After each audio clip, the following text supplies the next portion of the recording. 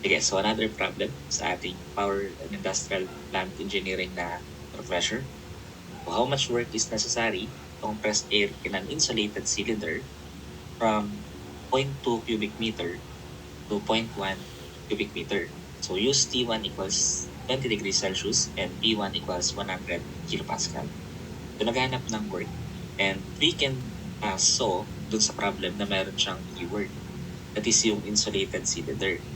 Pag sinabing insulated, kadalasan, we assume na yung ating system ay constant entropy. So that's what we call the isentropic process. So, naghahanap ng work for an isentropic process in an insulated cylinder. So, cylinder, kadalasan, lalo na pag insulated, is a type of a closed system. Pag naghahanap ng work sa isang closed system, we are solving yung kanyang non-flow work. And ang non-flow work is equivalent sa integral ng PdV from V1 to V2. So, although pwede nyo gamitin yung direct sum na formula, yung P2 V2 minus P1 V1 of 1 minus K, pwede nyo gamitin yan, walang problem. Ang maganda dito sa problem na gamitin ay itong integration. The reason is, kapag nakuha na natin yung threshold, diba, from our ideal gas law, then we can actually solve simply sa calculator yung work non-flow natin. So, meaning para siyang Caltech, di ba? So, kapag work non-flow, tapos binigyan tayo ng volume na dalawa, tsaka isang pressure, we can actually solve this problem in a much more simpler way. So, pwede nga yung formula, pero dito ang gagawin natin yung Caltech. So, ang isentropic process, ang kanyang equation is yung PB raised to K equals C, di ba? Ngayon, kunin natin yung pressure dito. Ibig sabihin, i-isolate yung pressure. So, magiging C over V raised to K, di ba? Pag naging ganyan, ipapalit lang natin dito sa pressure yung C over V raised to K. Magiging ganito.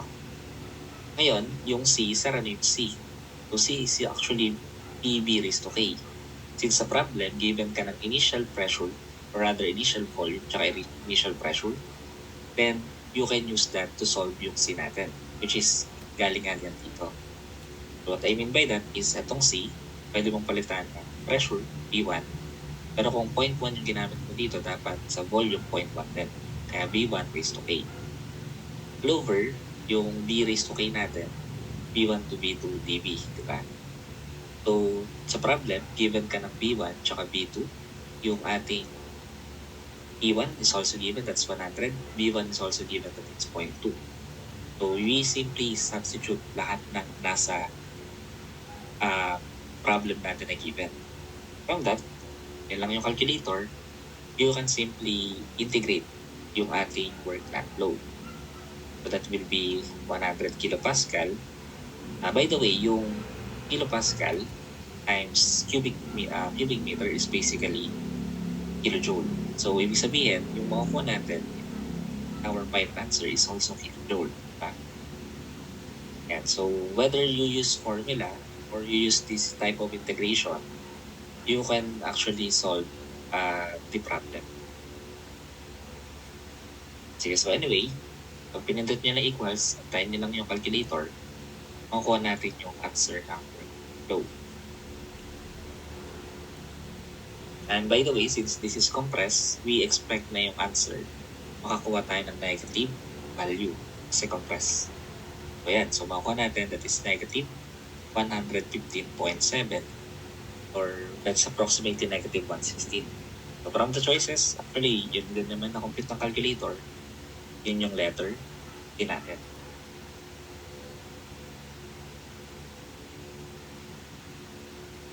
And so another problem regarding our refresher. So basahin ko lang. A heat engine is operated between temperature limits of 1370 degrees Celsius and 260 degrees Celsius. So engine is supplied with 14,142 kilojoule per kilowatt hour. So find the Carnot cycle efficiency in percent. So sa lahat ng mga problem sa power industrial plant, pag Carnot cycle efficiency ang hinahanap at given tayo ng temperature, maganda, maalala din natin yung formula kasi Pag may temperature ka, mabilis lang yan para masolve mo agad yung efficiency ni Carnot. So basically, a Carnot cycle efficiency given tayo ng temperature is simply 1 minus TL over H. From the problem, given tayo ng temperature na low tsaka high. So syempre yung low yun yung mababa, yung high yun yung mataas. But take note, in using this formula, we need to have yung absolute temperature. So meaning, yung T low should be yung mababa, naka-absolute, so plus 273. Same way yung sa T high na 1370. Gagawing absolute, so plus 273. So magiging ganyan yung equation natin. From this, we will solve yung ating efficiency ni Carnot. Okay? So our point here is, kapag nakuha nyo na efficiency ng Carnot lang hinahanap, una nyong tignan sa given ay yung kanyang temperature. Kung given ang temperature na dalawa, the most likely, yung pag-solve ng Carnot cycle efficiency ay 1 minus TL over TH lang. So yung temperature na Kelvin will cancel out and we are left with non-dimensionalized units. So para maging decimal, press nyo lang tong FD, fraction to decimal.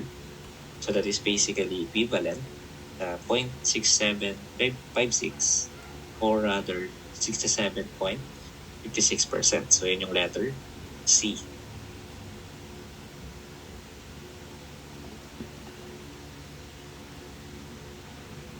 Sige, so another problem, ating refresher. So a closed vessel contains air at a pressure of 160 kN per square meter gauge and temperature of 30 degrees Celsius. The air is heated at constant volume to 60 degrees Celsius with atmospheric pressure of 756 or rather 759 mm of mercury. Find the final gauge pressure. So naghanap lang ng gauge pressure. So tandaan, sa mga ideal gas, we need to determine what kind of system yung meron tayo. Ibig sabihin, anong itsura ng ating system. So dun sa problem, may kita kayong keyword or key term na closed vessel. Pag sinabing closed vessel, that means constant yung volume. So ngayon, kung constant yung volume, titignan mo yung mga given. So saan meron tayong pressure at dalawang temperature. Tapos naghanap yung isang pressure. So kung ganun yung given, edi ang kailangan mo lang gawin dyan, yung gamitin, yung combined gas law. Diba? It's constant yung volume, meron kang volume. Yung pressure mo ay given, yung isa yung nahanap. Tapos yung isa, dalawang temperature, so pares. So ang gagamitin mo dyan, combined gas law. So we know that combined gas law is P1V1 over T1, then that's equivalent to P2V2 over T2.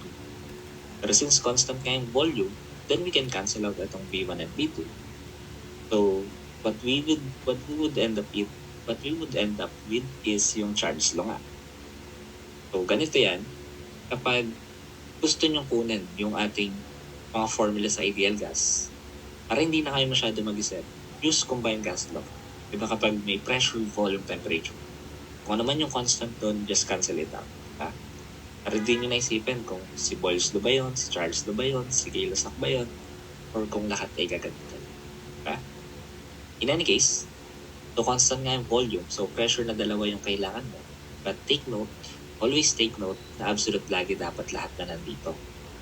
And from the problem, yung pressure naka-gauge. Similarly, yung temperature naka-Celsius. So kailangan gawin siyang Kelvin. So ang gagawin lang, yung pressure 1, that is 160, naka-gauge. So para maging absolute, plus mo lang sa atmospheric. The challenge here is naka-millimeters of mercury tayo. Ang gagawin, i-convert. So multiply by 101.325 divided by 760. So this will cancel out yung millimeters of mercury. And what we would end up with is kilopascal. Similarly, ganun din sa kabila. So sir, ba't nag-add tayo? So the reason for having additional atmospheric pressure here is para pag sinip-solve nyo, isang pindutan lang, makukuha nyo na yung P2 na hinahanap. Isang pressure 2, yung final pressure na hinahanap, naka-gauge. So para maging gauge din yung lalabas na unit, then you need to add to atmospheric pressure. But take note, kung ayaw nyo naman gawin yung ganyang technique, you can have the final answer and just simply subtract it na lang doon sa absolute pressure na nakuha sa final answer. Diba kung ayaw niyong gamitan ng class ng atmospheric. Okay, so in any case, yung P1 is 160 gauge plus 759 yung atmospheric. So convert, an ATM is 101.25 kilopascal divided by 760 millimeters of mercury. Lower, yung T1 that is 30, gawin lang absolute, so plus 273. Is equivalent dun sa T2, yan yung hinahanap. Para maging absolute nga, so plus 759. As conversion, that is 101.325, lower 760 millimeters of mercury. Then divided by yung T2, that is 60, diba? Yun ay gagawing absolute, so plus 273. So, kailangan lang dyan, i-substitute lang natin. Bali, meron tayo dito is 160. Once na makita nyo pala na ganito, you need also to check the units. Diba? So, yung units naman, consistent. Na-cancel out yung millimeters of mercury, na-cancel out din dyan yung Kelvin. Mapapansin nyo sa temperature, 2 Kelvin. So, ang matitira sa inyo nga ay kilopascal gauge. So, kadalasan, ay highly advised na pag pipindot kayo sa calculator, since medyo mabagal mag-solve si Canon, gawa ng si Canon prioritize na yung accuracy instead of speed. What I really advise is to equate na lahat ng pwedeng ma-equate, then just simply shift solve na lang sa calculator, diba? So, para isang pindutan lang. At least isa lang yung antayin nyo. Madami kasi kayong shift solve sa isang problem, medyo naging mahaba yung problem. Kasi makuha natin is 185.86, and that is basically yung ating answer, that is yung letter B natin.